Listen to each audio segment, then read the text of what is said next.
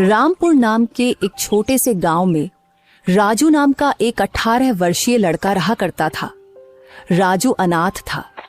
उसकी माँ उसे जन्म देते ही चल बसी और उसके पिता ही उसे पालने के एकमात्र सहारा थे। जब राजू 8 साल का था तो उसके पिता किसी काम से जंगल गए और फिर कभी लौट कर नहीं आए। उसके बाद राजू पूरी तरह अकेला हो गया। राजू गांव की एक टूटी फूटी झोपड़ी में रहता था। उसके घर के पास ही गांव का सरपंच और उसकी पत्नी रहते थे। उनकी अपनी कोई संतान नहीं थी, इसलिए राजू के माता पिता के गुजर जाने के बाद उन्होंने ही राजू को पाला। ये लो राजू बेटा, ये खाना खा लो और अगर कम पड़े तो मुझसे आकर ले लेना। अरे मौसी, मैं कब तक आपके ऊपर बोझ बनकर बैठा रहूंगा? अब तो मुझे शर्म आती है। अरे बेटा, ये तुम कैसी बातें कर रहे हो? अगर तुम हमारे अपने बच्चे नहीं हो तो इसका मतलब थोड़े ना है कि तुम हम पर कोई बोझ हो। आगे से ऐसी बात मत करना। चुपचाप ये खाना खाओ। यह कहकर सरपंच की पत्नी सीमा वहां से चली गई। राजू ने आराम से खाना खाया। खाने के बाद जब वह झोपड़ी से बाहर निकला तो सामने ही सरपंच दिखाई दिए। राजू ने उन्हें देखा और सीधे उनके पास जा पहुंचा। राजू बेटा, खाना खा लिया है ना? जी सरपंच साहब, अभी अभी मौसी खाना देकर गई थी और मैं वही खाकर घर से निकला हूँ। हाँ, अच्छा किया। अब तुम बड़े हो गए हो बेटे, अपना ख्याल रखना सीखो। जी सरपंच जी, 8 वर्ष की उम्र से लेकर अब तक आप ही मेरा ख्याल रखते आए हैं, पर अब मुझे शर्म आने लगी है। अब मैं कुछ काम करना चाहता हूँ। इसमें शर्म की क्या बात है बेटा? हमने तो हमेशा तुम्हें अपना ही माना है। लेकिन अगर तुम्हारा मन फिर भी कुछ करने का है तो सुनो, गांव के पास वाला जंगल अब पहले जैसा खतरनाक नहीं रहा। चाहो तो वहां जाकर लकड़ियां काट सकते हो या शहद इकट्ठा कर सकते हो। जी सरपंच जी, मैं कल ही जंगल जाऊंगा। अब समय आ गया है कि मैं अपने लिए और आपके लिए कुछ कर दिखाऊं। अगले दिन राजू एक कुल्हाड़ी लेकर जंगल की ओर चल पड़ा। कुछ ही देर में वह जंगल पहुंच गया। जंगल में कदम रखते ही उसने सोचा, कुछ भी कहो, सरपंच जी ने बचपन से लेकर अब तक मेरी बहुत मदद की है। अब समय आ गया है कि मैं अपने पैरों पर खड़ा होकर दिखाऊं और अब मैं उनकी सेवा करूं ताकि उन्हें अपनी संतान की कमी महसूस ना हो और वे हमेशा खुश रहे। अभी राजू ये सोच ही रहा था कि अचानक उसकी नजर एक कोयल पर पड़ी जो उसे बड़े ध्यान से देख रही थी। अरे, यह कोयल मुझे इतनी गौर से क्यों देख रही है? इसका आकार तो बाकी कोयलों से बड़ा है और देखने में भी यह कुछ डरावनी लग रही है। राजू ने अभी इतना ही कहा था कि तभी कोयल उड़ती हुई उसके पास आ गई और इंसानी आवाज में बोली, मैं तुम्हें भली भांति पहचानती हूँ। तुम्हारा नाम राजू है और तुम मोहन के बेटे हो। कोयल को बोलते हुए देखकर राजू बहुत डर गया और बोला, ये कैसे मुमकिन है? तुम तो कोयल हो, फिर इंसानी आवाज में कैसे बात कर रही हो? शायद ये मेरी आंखों का धोखा है। भला कोई कोयल इंसानों की तरह बोल सकती है? नहीं, यह तुम्हारी आंखों का धोखा नहीं है। मैं सचमुच बोलने वाली कोयल हूँ। असल में मैं भी कभी इंसान थी, लेकिन एक तांत्रिक ने मुझ पर श्राप दे दिया और मैं कोयल की शक्ल में बदल गई। मैं तुम्हारे पिता के रहस्यों के बारे में सब कुछ जानती हूँ। वे कुछ समय पहले जंगल गए थे और फिर कभी वापस नहीं आए। अरे, न जाने कौन हो तुम। मैं ऐसे कैसे तुम्हारी बात पर विश्वास करूं? कभी सोचा है तुमने? तुम पिछले कई वर्षों से बिना पिता के रह रहे हो, लेकिन गांव में कोई भी तुम्हारे पिता के बारे में बात नहीं करता। तुम्हारी कोई मदद नहीं करता सिवाय तुम्हारे गांव के सरपंच के। लेकिन मैं तुम्हारे पिता के बारे में सब कुछ बता सकती हूँ। तुम्हारे पिता अभी जिंदा हैं और मुझे यह भी पता है कि वे कहाँ हैं। अच्छा, तो बताओ, मेरे पिता कहाँ हैं? मैं उनसे मिलना चाहता हूँ। मैं तुम्हें जरूर बताऊंगी, मगर उससे पहले तुम्हें मुझे इस श्राप से मुक्त कराना होगा। राजू को न जाने क्यों उस कोयल से डर महसूस होने लगा। अरे, मुझे तो लगता है कि यह कोई राक्षस है जो मुझे अपने जाल में फंसा रहा है। इससे पहले कि यह मुझे नुकसान पहुंचाए, मुझे यहाँ से भागना होगा। यह सोचते ही राजू तेजी से गांव की ओर दौड़ पड़ा और कुछ ही पलों में अपने घर पहुंच गया। घर पहुंचकर राजू हांफते हुए बोला, अरे बाप रे, ये जंगल तो बहुत खतरनाक है। यहाँ तो जानवर भी इंसानों की तरह बातें करते हैं। मुझे तो लगता है कि वह जरूर कोई राक्षस था। मैं अब कभी उस जंगल में नहीं जाऊंगा। अभी राजू ये सोच ही रहा था कि उसी समय सरपंच की पत्नी उसके लिए खाना लेकर आ गई और राजू को घबराया हुआ देखकर वह बोली, अरे राजू बेटा, ये घबराए हुए क्यों हो? और तुम्हें पसीना भी आ रहा है। सब खैरियत तो है ना? कुछ नहीं मौसी, बस थोड़ा सा सिर दर्द हो रहा था। अरे बेटा, अगर तबीयत ठीक नहीं है तो काम मत करो। लो, पहले ये खाना खा लो और थोड़ा आराम कर लो। राजू ने मौसी से सर दर्द का बहाना बनाकर सच्चाई छिपा ली। मौसी ने ज्यादा सवाल नहीं किए, बस खाना उसके हाथ में दिया और धीरे से कमरे से बाहर चली गई। राजू ने खाना खाया और सो गया। अगली सुबह जब राजू नींद से जागा तो उसके मन का डर समाप्त हो चुका था। वह अपने आप से बोला, अरे शायद मैं कल उस कोयल को बातें करते देखकर कुछ ज्यादा ही डर गया था, लेकिन अगर सोचूं तो उसकी बातों में सच्चाई नजर आती है। वह कोयल मेरे पिताजी के बारे में जरूर कुछ जानती है और यह भी सच है कि गांव में कोई मेरे पिताजी के बारे में बात नहीं करता। जब भी मैंने सरपंच जी से अपने पिताजी के बारे में पूछा, उन्होंने हमेशा बात टाल दी। बस इतना ही कहा कि मेरी माँ जन्म देते ही चल बसी और मेरे पिताजी कई साल पहले जंगल गए थे, जो फिर कभी वापस नहीं आए। मुझे उस जंगल में जाना चाहिए और उस कोयल को ढूंढकर अपने पिताजी के बारे में पूछना चाहिए। यह कहकर राजू जंगल की ओर चल पड़ा और कुछ ही देर में वह जंगल के उसी स्थान पर जा पहुंचा जहां कल उसे वह कोयल मिली थी। वह कोयल वहां पहले से ही मौजूद थी और राजू को देखकर उड़ती हुई सीधा उसके पास आ गई। मुझे पता था कि तुम जरूर आओगे, क्योंकि तुम भी अपने पिताजी मोहन की तरह ही बहादुर हो। मैं सिर्फ इसी वजह से आया हूँ क्योंकि मुझे अपने पिताजी से मिलना है। तुम कह रही थी कि तुम मेरे पिताजी के बारे में जानती हो, तो बताओ मेरे पिताजी कहाँ हैं? मुझे उनसे मिलना है। कल मैंने कहा था कि इसके लिए पहले तुम्हें मुझे इस श्राप से मुक्त कराना होगा, लेकिन तुम चिंता मत करो, मैं तुम्हारी मदद करना चाहती हूँ। तुम मुझे अपना दोस्त समझो। मैं जानती हूँ कि तुम बचपन से ही गरीबी से जूझ रहे हो और कभी कभी इस बात पर तुम्हें शर्म भी आती है। यह सुनकर राजू उदास होकर बोला, हाँ, तुम बिल्कुल सही कह रही हो। मैं सचमुच गरीब हूँ। बचपन से ही सरपंच जी और उनकी पत्नी ने मुझे पाला है, लेकिन अब हर वक्त उन पर बोझ बनकर रहना मुझे अच्छा नहीं लगता। मैं चाहता हूँ कि अब मैं खुद कमाऊं ताकि वे दोनों चैन से बैठकर खाएं और खुश रहें। अगर तुम चाहो तो मैं तुम्हें धन कमाने का रास्ता दिखा सकती हूँ। अच्छा, मगर वह कैसे? तुम मेरी मदद कैसे कर सकती हो? मैं इस जंगल के सारे रहस्यों को जानती हूँ। आओ मेरे साथ चलो। ये कहकर कोयल उड़ चली और राजू उसके पीछे पीछे चल पड़ा। चलते चलते कोयल राजू को एक गुफा के अंदर ले गई। उस गुफा के बारे में किसी को कुछ पता नहीं था, क्योंकि यह जंगल पहले बहुत खतरनाक माना जाता था। इसीलिए लोग इस जंगल में आना पसंद नहीं करते थे। गुफा के अंदर जाते ही राजू की नजर एक बक्से पर पड़ी। अरे, इस बक्से में क्या है? मैं अभी इसे खोलकर देखता हूँ।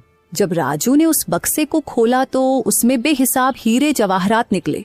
उन्हें देखकर राजू हैरानी से बोला, अरे बाप रे, इस बक्से में तो ढेर सारे हीरे जवाहरात हैं। ये सब सामान किसका है? तुम पहले धनवान बनो, फिर मैं तुम्हें बताऊंगी कि मैं इस श्राप से कैसे मुक्त हो सकती हूँ। और जब तुम मुझे इस श्राप से आजाद कर दोगे तो मैं तुम्हें तुम्हारे पिताजी से मिलवाऊंगी। मुझे पता है कि वे कहाँ हैं।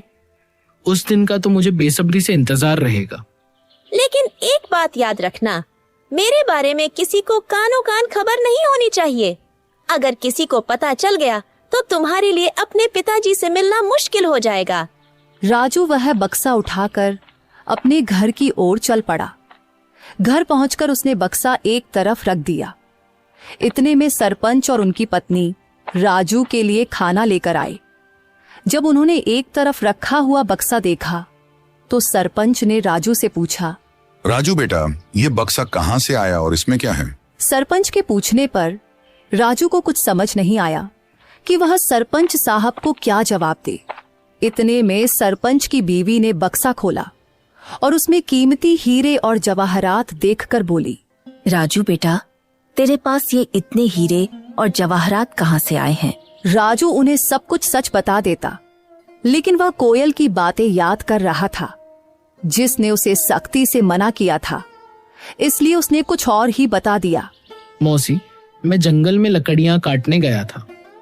लकड़ियां काटते काटते मैं काफी आगे निकल गया और वहां मुझे एक गुफा दिखाई दी। जब मैं उस गुफा के अंदर गया तो वहां मुझे यह बक्सा दिखाई दिया। मैंने उसे वहीं से उठाया और घर ले आया। राजू, तुमने यह ठीक नहीं किया। हो सकता है ये सारे हीरे जवाहरात बादशाह के हों। शायद उसने इन्हें वहां सुरक्षित रखा था। अगर यह बात कहीं बादशाह तक पहुंच गई तो वह हमें सख्त सजा देगा। सरपंच के मन में गहरा डर बैठ गया था। अगर यह बात किसी तरह बादशाह तक पहुंच गई तो वह हमें सख्त सजा देगा।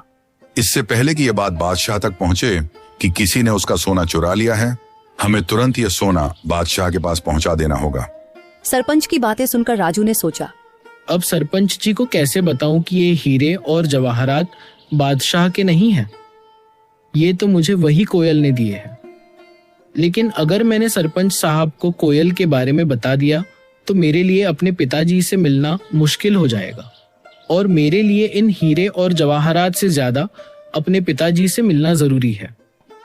राजू के लिए इन हीरे और जवाहरात से ज्यादा अपने पिताजी से मिलना जरूरी था, इसलिए वह सरपंच के कहने पर बादशाह को हीरे और जवाहरात देने के लिए राजी हो गया। ठीक है सरपंच साहब, जैसा आप कहे, हम अभी यह बक्सा बादशाह को दे आते हैं। यह कहकर राजू ने वह बक्सा अपने सर पर उठा लिया। फिर वह और सरपंच बादशाह की ओर चल पड़े और कुछ ही देर में वे बादशाह के दरबार में दाखिल हो गए।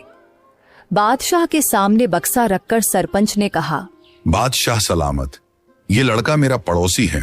ये लकड़ियां काटने जंगल गया था और वहां एक गुफा में इसे यह हीरे जवाहरात का बक्स मिला। हमें शक हुआ कि शायद ये आपका ही है, इसलिए हम इसे फौरन आपके दरबार में ले आए हैं। यह सब सुनकर बादशाह के दिल में लालच जाग उठा, क्योंकि वह जानता था कि यह बक्सा उसका नहीं है।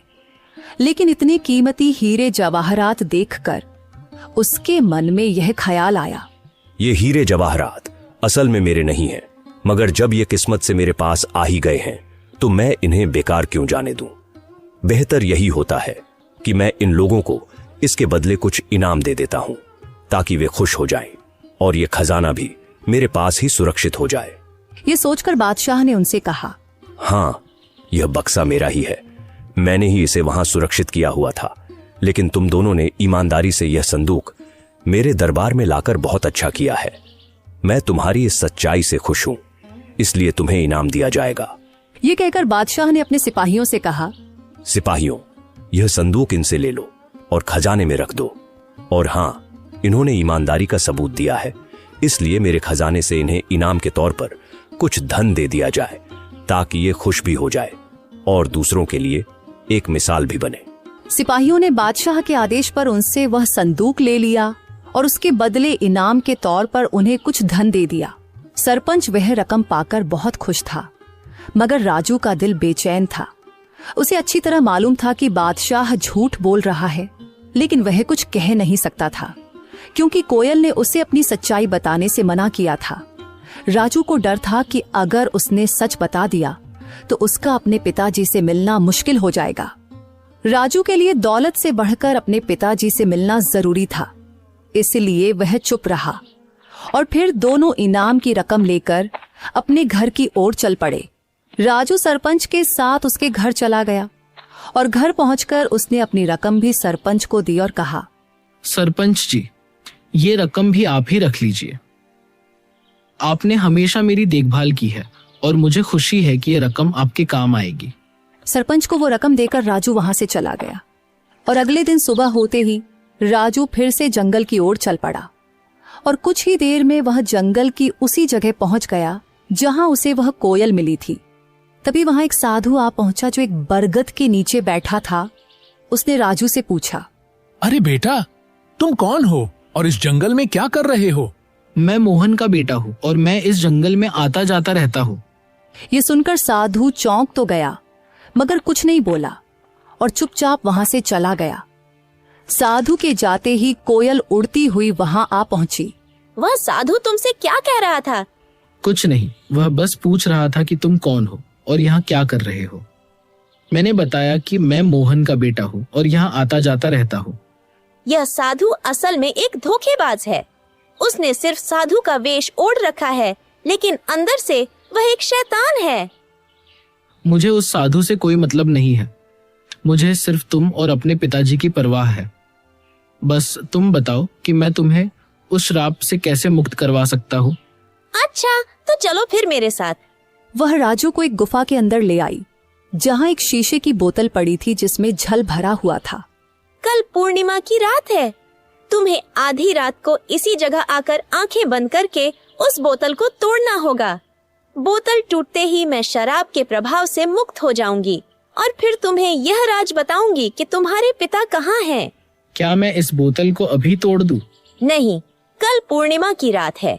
तुम इसे सिर्फ कल ही तोड़ सकते हो। इतना कहकर वह कोयल वहां से उड़ गई और राजू भी अपने घर की तरफ चल पड़ा। और दूसरी तरफ वह साधु छुप कर उन दोनों की बातें सुन रहा था।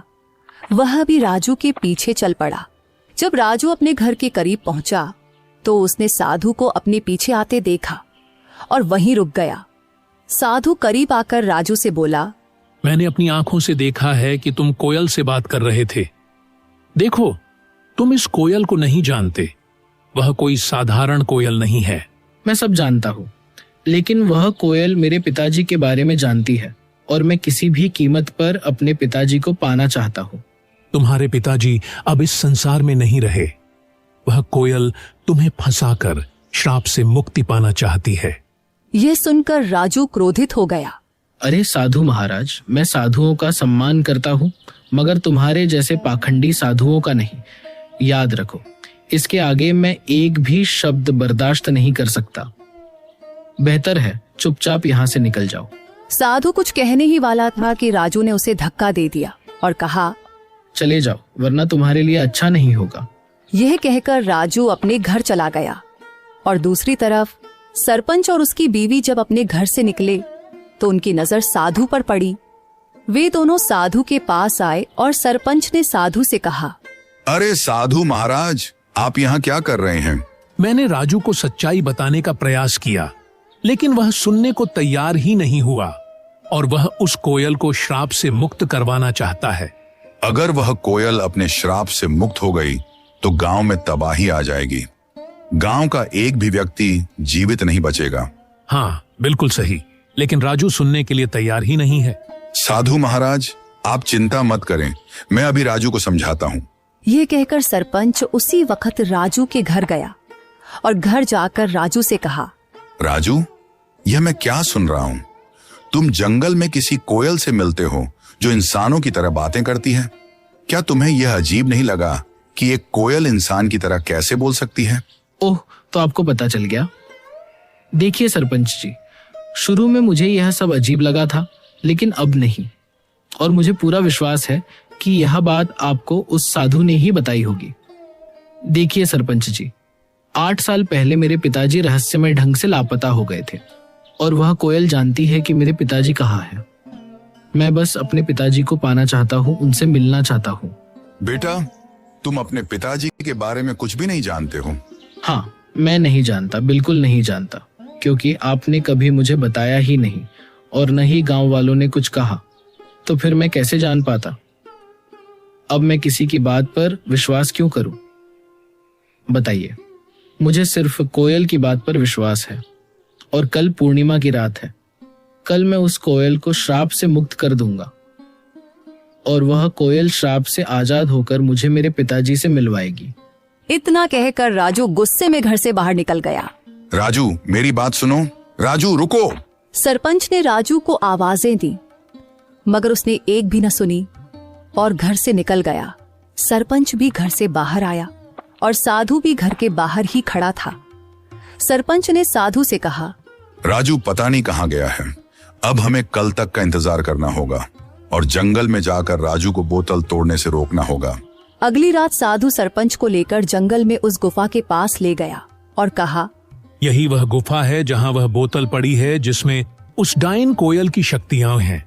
राजू यहाँ आता ही होगा, हम एक तरफ छुप जाते हैं। यह कहकर वे दोनों गुफा के एक तरफ छुप गए और उसी वक्त राजू वहां आ जाता है। राजू को देखकर वह कोयल उड़ती हुई राजू के पास आई और बोली, यहाँ साधु और सरपंच आए हैं। वे गुफा के एक तरफ चुपचाप खड़े हैं। वे तुम्हें इस बोतल को तोड़ने से रोकेंगे, पर तुम उनकी बात मत मानना। अगर तुम उनकी बात मान लो तो तुम कभी अपने पिताजी से नहीं मिल पाओगे। नहीं, मैं उनकी बात नहीं मानूंगा। ठीक है, तो तुरंत जाओ, वह बोतल उठाकर ले आओ और उसे तोड़ डालो। राजू जल्दी से गुफा के अंदर गया और वह बोतल उठा लाया। जैसे ही वह उस बोतल को तोड़ने लगा तो साधु और सरपंच वहां आ गए। राजू रुको, इस बोतल को मत तोड़ो, तुम बहुत बड़ी गलती कर रहे हो। नहीं, मुझे किसी भी हाल में अपने पिताजी से मिलना है। राजू ध्यान से सुनो, ये कोयल कोई साधारण पक्षी नहीं बल्कि एक डायन है। आज से 10 साल पहले जब तुम छोटे थे, इस डायन ने पूरे जंगल पर कब्जा कर रखा था। जो भी गलती से इस जंगल में जाता फिर कभी लौट कर नहीं आता था। तब तुम्हारे पिताजी और मैंने मिलकर ठान लिया कि इसे रोकना ही होगा। हमने साधु महाराज से उपाय पूछा।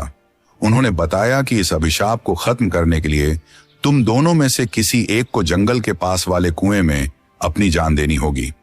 तुम्हारे पिताजी बहादुरी से आगे आए और यह बलिदान स्वयं देने का निश्चय किया।